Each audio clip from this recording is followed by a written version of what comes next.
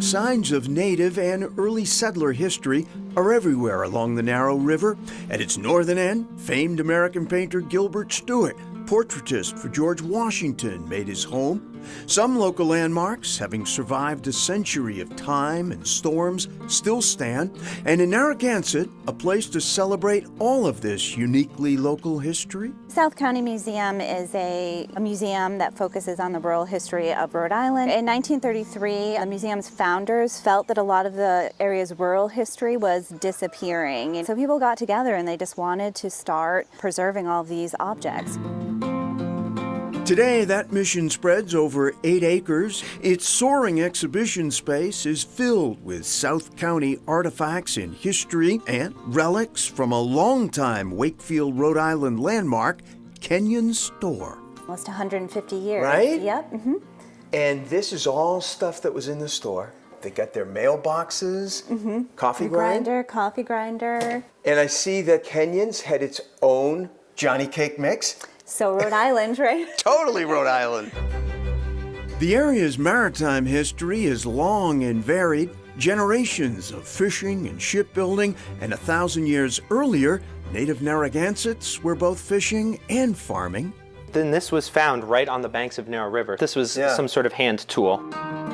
Indeed, a series of walking trails on the museum's property wind their way through that former farmland and out to the Narrow River itself.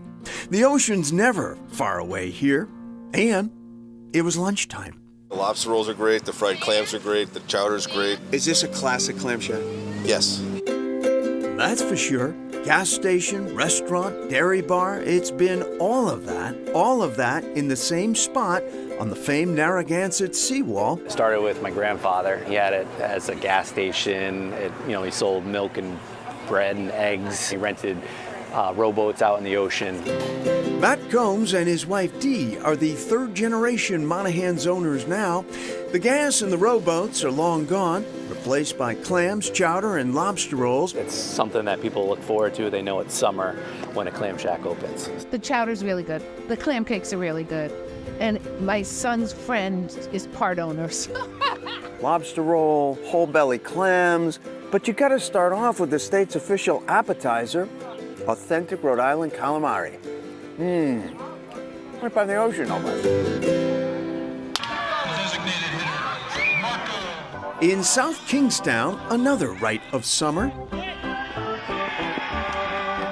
Out of all the leagues in the country, and Cape Cod League's #1, we're #2. He's starting tonight. Eric Hirschbein-Bodnar is president, general manager, and head coach of the Ocean State Waves, one of the 13 teams across New England that comprise the New England Collegiate Baseball League.